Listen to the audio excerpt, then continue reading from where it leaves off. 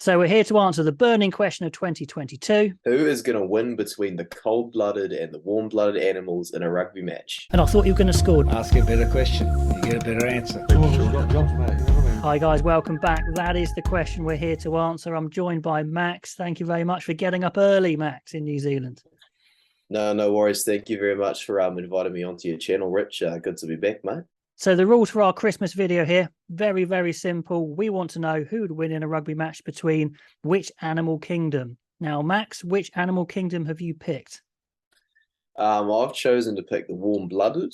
Rich and I have decided that we are going to count birds into the equation, just have a bit of fun with who's getting to do the offloads and who's going to be able to read the game the best there. Well, I mean, you asked for the birds. You asked for the birds. I was saying just go for the mammals, but you wanted that extra, which is fine. I'll take the rest. So, all the cold-blooded, all the reptiles, all the amphibians, insects, all of that sort of thing. We'll take you on. I found it pretty hard. Did you find it hard, Max? Yeah, I actually had to do a fair bit of research on what animals were the smartest because I wanted to have a good spine that could make all the good decisions for me. And I didn't exactly want to have a snail over at fullback either. So I had to make sure I was making the right picks. I'll level with you now, Max. My discipline's going to be absolutely terrible. My intelligence is going to be fairly low, but the talent is going to be high. So what I want you guys as the viewers is to comment below who would win. I'll probably even put a link to a vote on who would win between these two teams so we know which animal kingdom is the best. So that's the rules. Well, kind of the rules are there are no rules. We'll have a banter backwards and forwards with the picks and we'll get into the teams. Do you want to start? Well, mate, I think it's pretty appropriate to get a polar bear as my loose head prop. I wanted a big guy with a low center of gravity to be my number one, my anchor. And I thought, you know what, this guy's all the way up north, so he'll be able to handle the northern hemisphere pressure and the slow matches, whereas all that extra fur is going to give him a bit of a hand in the scrum. He's probably going to give away a few penalties because of those claws, and I was used to surviving those wee small icebergs. But apart from that, I think he's going to be a good pick for me. Up against my tight head there is the great white shark. I've got a great white shark going in at tight head. Try and deal with that. Very vicious. Yeah, he's got a terrible disciplinary record. Honestly, he literally took a chunk out of someone in the last game. But anyway, 6 meters, 2.5 tons. Try and deal with that, mate. Okay, what about on the other side of the scrum then? What about your tight head? Righto. I just wanted a big guy. I just wanted to go for a hippo. Simply put, they'll be able to handle the water. And I think that advantage that you guys might get there might be a bit negated there if I'm going for a hippo. Also allows me to deal with the South African heat if we ever happen to play the match there. I like it. You're thinking about playing in different parts of the world. I hadn't thought about that at all. But up against your tight head, my loose head, again, an animal that can be in the water or out the water. So it's a good match up here. I've got a saltwater crocodile. So 6 meters, over a ton. Again, pretty aggy, a bit like your hippo. Although I think hippos actually result in more injuries than crocodiles. Is that not right? So in all honesty, I think the old hippo might get a yellow card at some stage of the match. There's going to be cards all over the place. Absolutely. Right, who's your hooker then, hanging between those two then? I actually did a bit of research into the boar. Rumor has it they're actually a pretty intelligent animal. And I thought, I want to have a hooker that's going to make some good decisions for me, do a good job around that part of the pitch. So I'll go with the boar. He's a big guy with a fair bit of fat on him, where he's also going to make a good line-out throw with the tusks at the front. So I can't complain there, can I? I've got to say, that's a good pick. I hadn't thought about that one. I did an Animal 15 like maybe 7 years ago. So this is a bit of an upgrade, and the boar's a good shout. Now, your brains, you're going to win on brains. I'm just saying it now. Literally, none of mine have got many brains. Some just brain stems. So I'm just not worrying about that. I'm going for the lightning quick strike of the mantis shrimp. Nice and small, can hang between the other two quite easily. Lightning strike in the scrum. If he, a mantis shrimp was the size of a human, they'd punch through steel. So pretty strong. It's a bit of a weird one, but there we go. Crocodile, mantis shrimp, great white shark is my front row. Shall I get straight in with my second rows? I'm going to say them both, and then you've got to beat this. Okay, first, second row, I've got an anaconda. Okay, 9 meters, massive reach, 227 kilograms, ripped, all muscle, no fat. Probably my star player, actually. Squeezed the life out of the team. Yeah, not letting go of the game, this one. And then backing him or her up, is the giant squid. Did you see that one coming? Giant squid. No, I don't think I did actually. Those are some pretty good picks you there. fancy the mammals, but unbelievable handling. Big fella, great reach in the line out. Bloody out, 13 meters. Eyes like frisbees, great vision. Could literally take a tentacle off and in half time probably grown it back, to be honest. So I don't think it's unmatched unless you've picked a sperm whale. That was my only worry. So anaconda and squid, have you picked a sperm whale?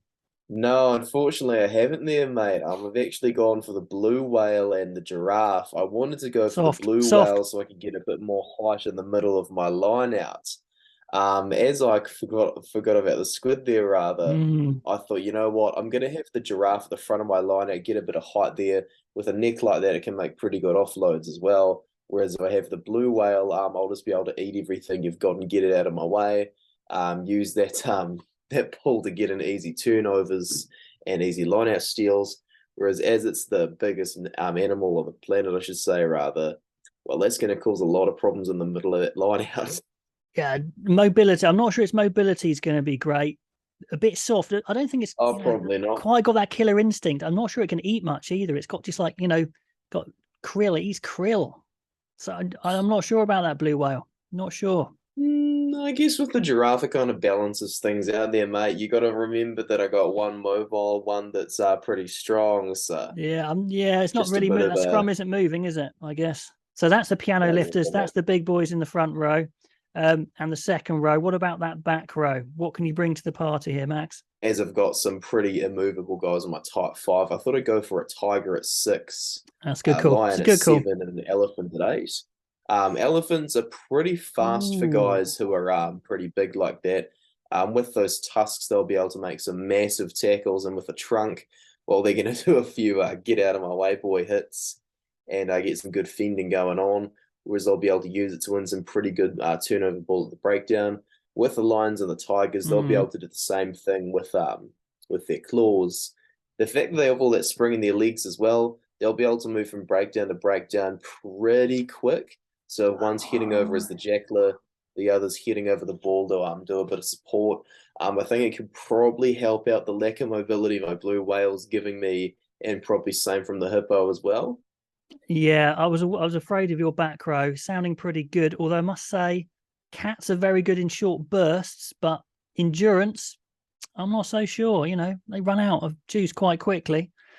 Good call with the elephant though at 8. I was expecting the elephant in the front row actually. So that's taken me by surprise. Okay, here's my back row. Struggling a little bit in the back row, but at 6, I've got a Komodo dragon. Ever seen one of those? Yeah, I've actually seen one at the Australia Zoo. They're pretty ferocious guys. There we go. Straight from the horse's mouth there. 10 foot long, over 90 kgs. Great size, I think, for a back row. Low to the ground, ball carrying, bad tempered.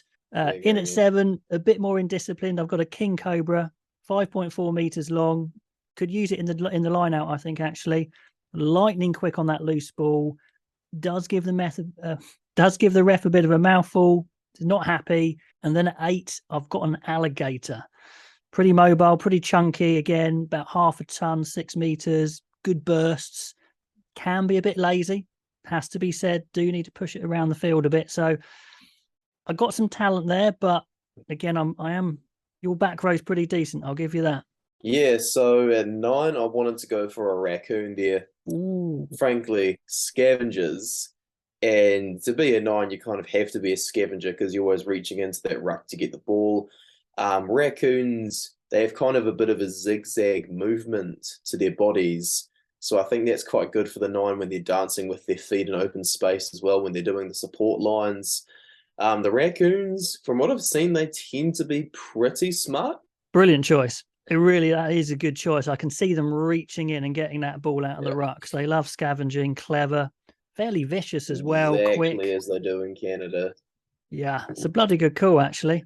Okay, now with my pick, having no mammals available, tricky. So again, not going for brains. In fact, I'm not even sure this one has a brain, but I'm going for a hissing cockroach. Yeah. as my captain. Not sure why, but it just did, mainly because it's going to be indestructible, literally never injured. Nuclear blast, this thing will survive. I've gone for of a course not. Raven at my number 10. I wanted to get Hang like on, a bit hang of on. a bird's Did you say eye a view Raven? off the pitch. A Raven? Yeah. Okay, explain, Yeah. explain. Well, when I did my research, like a lot of the scientists were saying they're really good at foresight. For birds, they're often planning moves when it comes to getting their food, things like that. And I think if one of the key decision makers in my team is a smart guy that can get me a literal bird's eye view, that'll be really, really good for team tactics. Okay, right. Up against your Raven at 10, I've got a crab, a ghost crab, actually. Great handling, lots of hands or legs or whatever they are, to be honest. Good vision, 360 vision on those stalks. He is prone to, crabbing sideways a bit in attack. That is true, but you just got to adapt to his style, to be honest. Pretty quick. What about in your centres then? Who's doing the damage in the centres, Max? Well, I thought considering I've got a Raven up in the sky at 10, I'd probably better go with a chimpanzee that can link with both the ground and the air. So with the Clever. chimp being able to climb up the tree, see what's going on, they can come back, report down to low, and they can get the ostrich charging at 13. With a neck like that, they're always going to be able to do some pretty good offloads. So with the ostrich at 13, I think it's going to complement the chimp pretty well. Chimp's got a fair bit of upper body strength as well, so that'll allow for some pretty good offloading as well. Well, I was expecting your chimp to be in there somewhere, possibly at 9 and 10. Is it a mistake playing the chimp at 12? Is it like playing Owen Farrell at 12? Yeah, out of position. I don't know. I think it's a risk I'm willing to take. The ostrich, yeah. Ostrich, yeah, very quick, particularly bad-tempered as well. I've gone for it. I had to get an amphibian in here, otherwise, they wouldn't let me hear the end of it. So I've got the biggest amphibian, which is a Chinese giant salamander. Pretty slimy, quite hard to get hold of. I thought could probably squirm through some gaps, a bit smaller than your guys. 6 foot though, 60 kg, not bad. 13. I was struggling a little bit, but I've gone for a snapping turtle. Just quick, built like a tank, vicious, bit smaller, low to the ground. It's going to be tricky to beat your chimp and your ostrich, certainly, but those are my guys there. Who's in the back three, Max? Who's scoring the big tries? Well, I thought that since it's Christmas, I'd better go for a reindeer at 11. How New Zealanders think. Very good. We've always been obsessed with having a big power winger on one side with a bit of agility on the other side. So I thought, with the horns at the front, they'll be able to do the Julian Savia mimicry with the get out of my way. At 14, I've gone for the squirrel. Tiny, annoying with a zigzag movement for the step. Probably quite similar to Cheslin Colby on attack. I thought you might say that. Probably going to fall off a fair few tackles because they'll be up in the tree getting their acorns, but that's all right. I got a cheater to cover me at the back. I thought, a fullback's a bit of a counter-attacking option, so I'll get my fastest unit in there where they can see the gaps from the best spaces. Now, how fast is a cheetah? What's the top speed of a cheetah? 70 kilometers an hour? Something like that. Yeah. Well, I can't remember exactly, but it was something similar. Not as quick as my wingers. I've got a black marlin, big sailfish there, 80 miles an hour. So beat that. That's pretty speedy. Good stamina as well. So I've got the marlin on one wing for pure speed. Now on the other wing, I've gone for a smaller winger. In fact, I've gone for a very small winger. I've gone for a horsefly. You try and catch a fly. Try and catch a fly in your hand. You can't do it. It's like impossible. That's impossible. And apparently they can move over 90 miles an hour over very short distances. So good acceleration, great footwork, zigzagging. So, and got a nasty bite on them as well, apparently. Anyway. It's going to be lethal, mate. Yeah. You try and stop a horsefly, with your blue whale. And at 15, I needed something with a good jump on it. I thought for the high balls, good vision as well from the back. So I've gone for a jumping spider. Pretty dangerous, can jump 50 times the body length, sticky hands, gobble up those high balls. So I'm going for that rather than the speed on that one. I am not convinced this team's going to stay on the pitch. I think there's going to be cars all over the place. I mean, it's just a question of when for the great white shark. I mean, that thing is going off we are pitching hard for the 20-minute red card, that is for sure. But physical talent, Max, I think this team can take it. I wanted to have a really good mix of pace and strength, as the Animal Kingdom's got a big variety of skills I could use. I chose not to go for any camouflage because that would be cheating. I don't think my squirrel's going to make a lot of tackles. It'll be a bit busy with the acorns, but I think everyone else is going to give Rich's team a pretty tough time. Don't think the spider at fullback's it, mate. I think the cheetah might have a bit of a good feed there, but yeah, I'm not sure about the spider, but the arachnids wanted in. They wanted in. Okay, guys, you make the decision. Say below who would win and why, and more importantly, put your teams down below. I'll put a link to a vote as well. We'll see which team wins, who is the best Animal Kingdom, the cold-blooded or the warm-blooded, or however we've chopped this one up. But anyway, happy Christmas to everyone. Have a great time. Max, thank you so much for joining me. Merry Christmas, Rich. Thanks for inviting me on the channel. And I'll definitely be reading those comments to see what people have got. So make sure you keep things entertaining. Excellent. And if you haven't subscribed to the Black Jersey, please do so. It's a great channel. And we will see you next year.